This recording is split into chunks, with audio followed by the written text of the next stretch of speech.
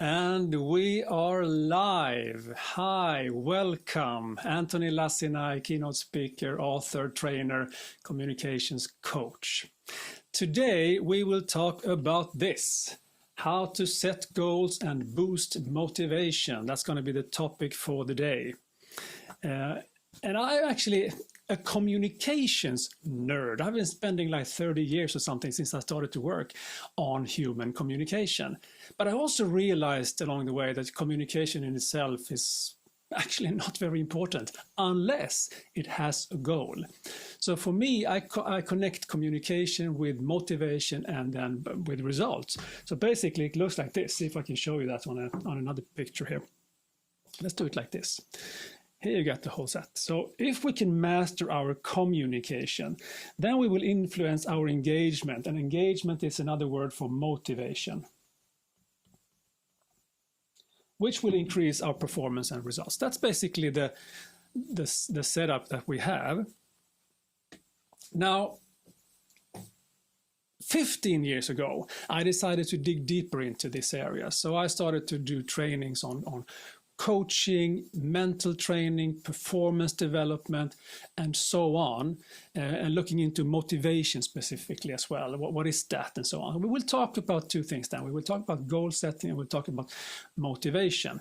If you have any questions, you can always email me afterwards. I will give you the email address, but you can also do it right now in the chat, and I will save some time at the end for questions as well. So don't be shy. Just go ahead and ask whatever question you have. There's no stupid question, only stupid answers, and I will try to be, good with my answers as well. What else? Well, let's talk about goals first. I believe that we set goals all the time. How else would you be here in this meeting right now? How else did you, decide to come to this one or get dressed or get to breakfast or whatever? Everything is about micro goals. We just don't think about it like that. Everything has to be so big and grandiose in order to call it a goal. That's not necessarily the case. Now, normally when I speak to my audience, they are people in the workplace, whether it's online or on-site or hybrid. But I will use a number of examples also from my personal life. So we can see this as a session about you, regardless of your function or role or character that you dress yourself in right now. It will be about goal setting on a generic level. The problems, though, when it comes to goals, especially in the workplace, but also sometimes in our private life, is that we are tired of goals, we are afraid of goals, and we are also confused about what goals are. What is it, what isn't it, and so on. And to take them and debunk them first. The fact that we are tired or sick and tired or irritated when it comes to goals is normally in the workplace where we have micromanagement going on, where everything has to be detailed, like, okay, give me your goals for the next hour. We're going to measure everything all the time. Most people are just fed up with that. They need some space, give me some room to do my thing. If they have like a manager breathing down their neck, they don't like it very much. So if you have, if the culture in the company is always about performance-oriented, goal-oriented, and so on, and you have all those evaluations about performance, then after a while it could be a bit tiresome. And then we have people who are afraid of goals. And I like to ask you don't have to raise your hand or anything because I actually can't see you right now. Do you have New Year's resolutions? When I ask these questions out into an audience, very few people raise their hands because very few people are courageous enough to have a New Year's resolution. They say, you know what, it's not going to work anyway, so I won't have it. And then I say, what if you call it a New Year's goal instead? Where it's not binding, it's still like an ambition for you. Could that help? And then people say, yeah, that could actually help. Perhaps I should do something like that. And we also mix identity with activity. So if the activity fails towards the goals we want, then we are bad people. We are failures as people. That's not true. Who defines success? You do. I do for myself. That's, whatever I have criteria for success, it's good enough. Like, for instance, I haven't built a multi-billion company that I sold. No, but I did start my own company back in 2006. 4 actually, so it was a long time ago. But I did that and I love it. I did that. It's part of what I do right now. So that's one thing. I never became a football professional like I hoped. When I was 16 years old, I was playing at the youth team for an elite football club. And they basically said to me, you know what, I don't think that you will take that step. You're not good enough right now to take that step up until to the senior team. So find yourself another club, which I did for 2 years. And then we set the goal, me and some friends, to start our own football club, which we did. So that's another goal that I reached. I didn't become a professional, but I still played football for another 13 years or so.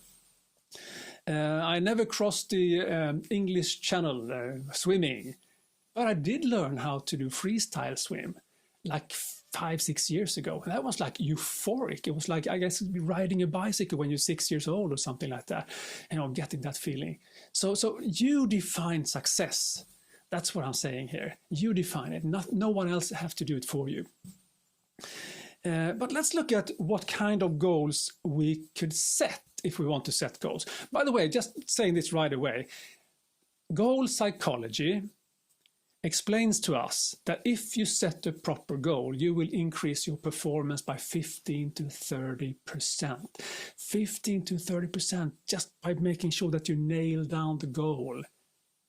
That is a lot. So don't be scared of goals. Just make sure that they are the right goals for you. Before we go into the 3 parts of goals, let me just take one more thing. I said that we were also confused when it comes to goals. We need to debunk that one as well. There is a problem when it comes to goals because people call things goals when they are not, and this doesn't help us. So let me show you a picture of how that can look like. Here we have a number of different ones. You can see goals or wishes, wishful thinking can be one, strategies, dreams, assignments. All of them are mixed up in something we call goals. But are they really? What if I say, I want to lose weight? I want to lose weight. Is that a goal or is it something else? I call it something else. I call it wishful thinking. Some people call it, oh, that's a dream. There's nothing in it. I want to lose weight. Where's the commitment? How much weight? If you say, I will lose 3 kilos, that's a goal. But if you just say, I want to lose weight, you know what you can do? You can exhale. And now you got rid of some water molecules and you just lost weight. That's all you have to do. Stop eating for 2 hours and you will lose weight. Not enough. So you have to be much more specific when it comes to that. I hear a lot of companies mixing strategies with goals. So they say things like, for instance, we will only approach companies that are more than 1,000 employees, large companies. That's not a goal. That's a strategy. If you want to make it into a goal, you have to tell us how many of those companies you want to reach, who in that department perhaps, and so on. Otherwise, I can talk to the janitor in one of the big companies and then I've reached my goal. What about dreams? Well, if I say, for instance, I want to sing a duet with Lady Gaga, which would be really cool, that is something I would call a dream, I guess.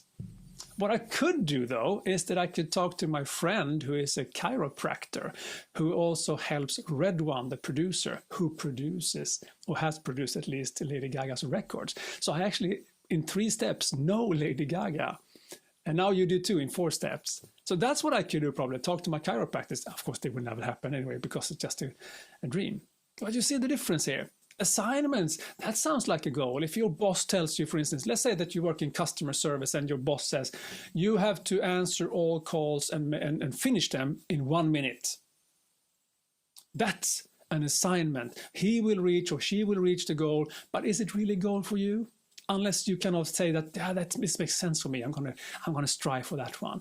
I actually call that particular one a stupid assignment as well, because who knows if that errand will take longer than 1 minute and so on. So again, be careful with what is a goal and what is not a goal, because sometimes we just confuse it. So we need to make sure that we do the right thing here. So let's talk about 3 kind of goals. 3 kind of goals then. go back to this one again. So here's a picture of one, or in this case, 3 people who want to reach the other side, to the goal. And in this simple picture, you have 3 kinds of goals, and it's kind of about, is it long-term, or is it short-term, is it qualitative, is it quantitative? Let's go through them one at a time. So the first goal, which is basically long-term, more stable, is answering the question, why? No, I will take that back. It could be, because that's the purpose, but we go into another one instead. We go into this one, who? So I call this identity goal. Identity goal, meaning who do I want to be? For instance, I consider myself a person who is learning a lot and I'm reading a lot. So that's the person I want to be. I want to be a generous person and so on. So I have a number of things that I believe is important for me. And that is what I call identity goals. The good thing about them is that they're stable. You don't change them very often. I'm not going to say after a while, you know what, I'm not going to be generous anymore. I'm going to skip that one and do something else, be egoistic. Probably you have something that's part of your core values. And in a company, you work with core values and you talk about them. The problem there is that sometimes it's just 3 words on a poster, and then that's it. You have to live those values as well. But who do you want to be? I call it an identity goal. The problem with them is they are a bit hard to measure. So you have to do qualitative measures here, like self-assessment. Am I on my track to becoming that person, and so on. But it is definitely a goal to be worthwhile, thinking about. Who do I want to be? If somebody describes me, what do they say about me in that case? Is it the right thing? The second one, which is the most normal one for everyone to think about when it comes to goals, is to answer the question, what? What do I want to achieve? And if you look at that from a company perspective, for instance, this is when you talk about turnover, profit margins, market shares. If you talk about a football team, like I talked about football before, it's about winning that game, winning the series, things like that. If you're a swimmer, perhaps it's about getting a bronze medal, a silver medal, a gold medal, or something like that. So they are all extremely easy to measure, which is the good thing about those kind of goals. You know if you succeeded or not. You know if you reached your profit margin or not. You know if you won the series or not. But the problem with that type of goal, if you only have that type of goal, is that it's normally outside of your control. And if it's outside your control, it has to be really attractive for you to pursue it. Otherwise, you will perhaps lose motivation instead, especially if you realize after a while that I'm not going to reach that goal. What happens then with your motivation? It goes down the drain. So be careful of only having the what goal, what's also called the result goal or the outcome goal. Very important to have, but not necessarily enough. And then we have the third one. The third one is what we can call how. How am I supposed to reach this goal? What activities can I do to reach this goal? Who can help me to reach this goal? So this is much more activity-based, and the good thing about them is that they are within your control. You can decide what to do, activities to do. This is the really good thing about them. The problem with these type of goals, called performance goals, by the way, often we can call them activity goals as well, is that they are ever changing because things happen, so you need to change all the time. And that could be a bit tiresome if you think that, I had a plan. I was supposed to go from this city to that city, but now the blizzard storm is coming up and I can't do it and everything is ruined. Perhaps it isn't. Or you have a plan to run a marathon or something like that, and now you have a sprained ankle. What can you do instead? Well, there are other things you can do, but you have to kind of adjust all the time when it comes to that. So the how goal is about, finding ways to the other side. Is it a ladder? Is it something else you can do to get to the other side? Those kind of things. And they should, of course, always be in line with each other. Are you doing activities that is not in line with who you are, then you're going to feel false and fake. And that will not help you at all. So you need to kind of look at them, all 3 of them, if you want to be really coherent and authentic in what you do. And then it will make perfect sense. Everything you do on a performance level, if that is in tune with your goals and then with your identity, then you will feel that sense of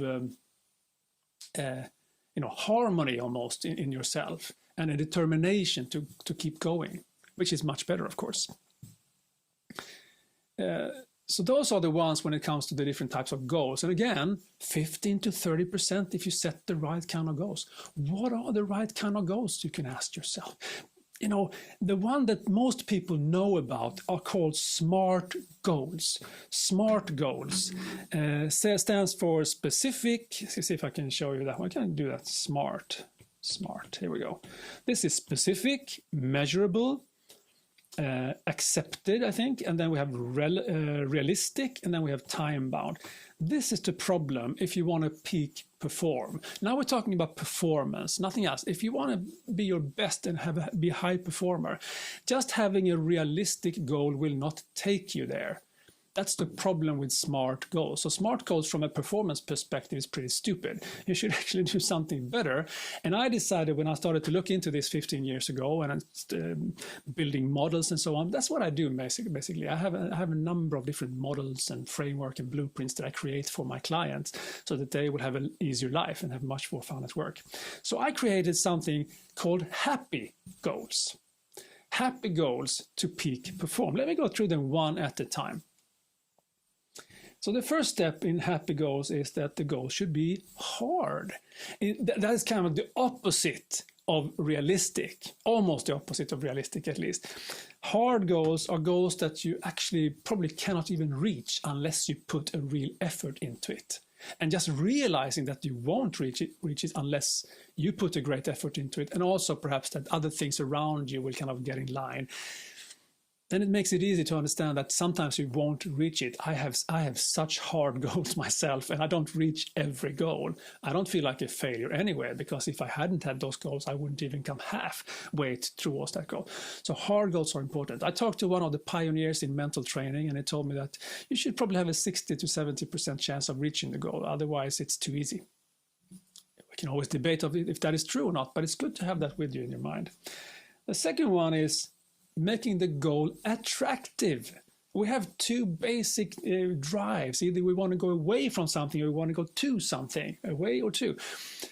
If you make the goal attractive, it also means you make the goal meaningful. It creates kind of like a magnet. You want to reach it. If you don't know the reason for having that goal, it's not attractive, and probably you won't even perform very well then. So try to make your goals as meaningful and attractive as you possibly can. So you really want to reach that goal. So you get that kind of help also mentally.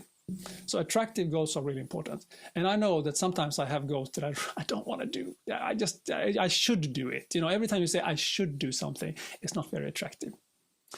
There are people who have perhaps even a bigger drive of going away from something, making the goal really, not the goal, but the current situation unattractive. And you can do that as well. Be a bit dissatisfied with where you are. Otherwise, why should you move? So that's good to have as well. The third one is this is the one that you can most easily say that this is the only one you need to call it a goal. This is the only one. If you call this if the goal is precise and concrete, then it is a goal. If it's not, it's not a goal. I say sometimes that meetings without a goal is not a meeting, it's a coffee break.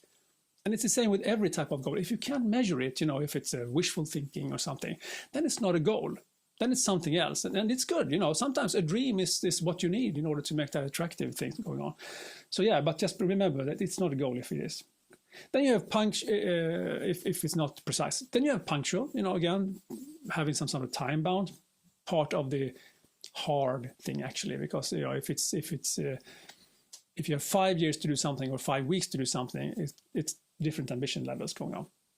And finally, if you can, make it yours so that you feel that you are committed to the goal. And perhaps you even feel that you are the one influencing the goal. So you can do things, the how thing, when we talk about performance goals, what you can do yourself, that's what we talk about here. So those are a couple of things when it comes to goals, but I do have a few minutes left and I would like to talk about motivation being more than only goals. So I have created another formula that I found really useful as well. M equals G minus R, and this is motivation. So motivation equals goals minus resistance. Goals minus resistance. The bigger your goal is, the more attractive and meaningful it is, and the less resistance you have, the easier it is for you to actually move. That is the whole chain of this. And I found that if I look at, see if I can show you that picture instead. If I look at resistance specifically now, there are a number of different resistance. You have external resistance. It's the wrong salary, the wrong boss, the wrong whatever, car, computer, husband, children, everything is wrong, the wrong education. Just by identifying what's wrong, you can decide, is it really, to begin with, do you have the wrong children? Or is it just in my head? And if it is something that is wrong, you have a possibility to alter it and change many of the things. If you don't have the education, learn. But the biggest problem, I would say, is this one. Internal resistance. I can't, I don't want to, I don't understand. I'm too sad or tired or angry and things like that. I'm overwhelmed. Those are the real problems as well. And I would say that, not the real problem, both of them are real problems. But again, if you can identify them, it's much easier for you to do something about it. Because this doesn't show that you have an attractive, meaningful goal. It shows that there's something wrong. Now this for me is the biggest problem here is people. When I hear about people who deliberately sabotage for other people or diminish them, this is a problem. I actually, the drawing I did, I do my own illustration. The drawing I did here is actually from my grandfather. My grandfather was imprisoned for 9 years because he didn't want to carry a gun. This was between the 2 world wars. And actually, he had a hard time, 9 years. They actually told him, now it's time for you to either pick up the rifle or the shovel. And if you pick up the shovel, just dig your own grave. And they did that a number of times, and they shot him with blank shots. I don't know what that did to his mind, but it was a tough life to live. That is external resistance. When I hear about this girl who has a really hard time in school because she has some ADD, I think it was ADD, yeah. And she says, you know what, I got this internship on a daycare, and her parents says, you're not going to make it, you know that. That's external resistance, and I just think you should break up with your parents if that happens. But what else can you do when it comes to motivation? I'm going to give you a couple of quick motivational boosters as well in this short time, but let's do that. So let's start with the first one. Find your why. Or like Mark Twain said, the most important days in your life are the when you're born and when you find out why. But basically, understanding the purpose of your goal. Why have I set that goal? What is important for me? What is the end game here? What is the effect I want to reach? Who do I want to be in order to do that? Find your own why that drives you, because that will give you a lot of stamina, perseverance, eagerness, and so on. Another thing that elite athletes are really good at is to visualize. They are great at visualizing, both when they reach the finish line, but everything in between as well, between the starting point and the finish line. They're really good at visualizing, and you can do the same.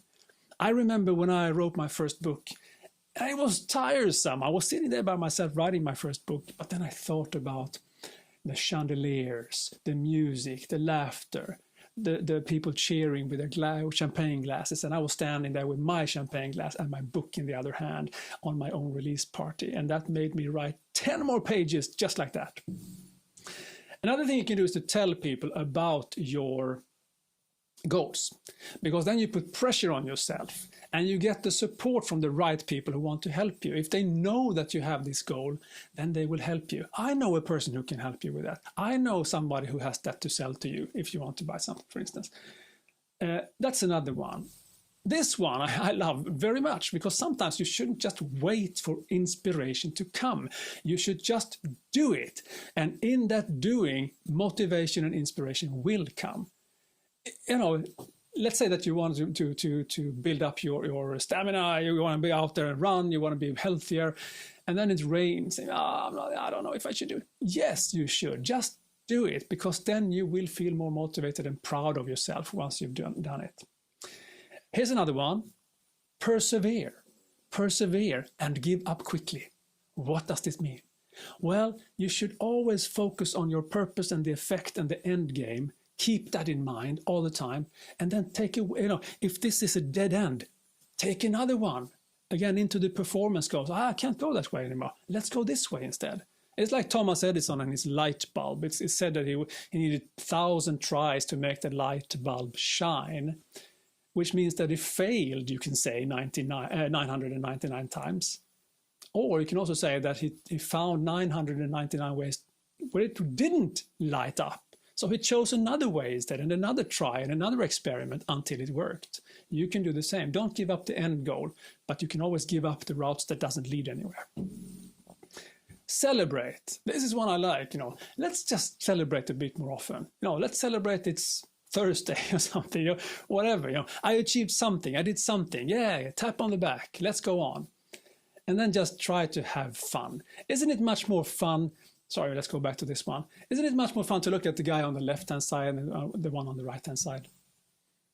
Positivity. This is not a carpe diem presentation. This is not about, think positive, everything will solve itself. But it will be easy to reach your goal if you are positive, for sure. So let's just try to be, have as much fun as we can. That is 27 minutes, I think. So I want to stop here with this one. I believe that we should dream, and we should dream big, we should dream high, but then we start small, one step at a time.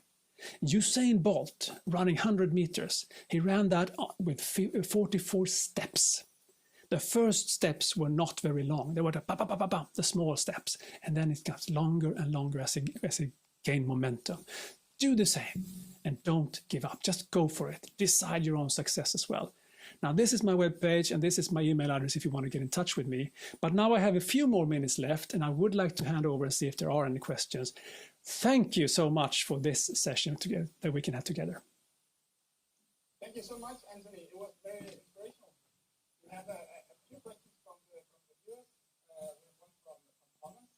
He says, many times I've set small goals to get big goals. To get the big goals, this works for me if I control it myself. What do you think about this tactic for many new ideas? Thomas, I think it's excellent. This is what I just ended with Usain Bolt. You take the first baby steps, getting the momentum going, getting the positivity going towards that higher goal. It's an excellent way of doing it. This is how you break down a to-do list into smaller and smaller chunks. If your to-do list consists of things that you never do, they're too big or just not relevant for you. So good one, Thomas.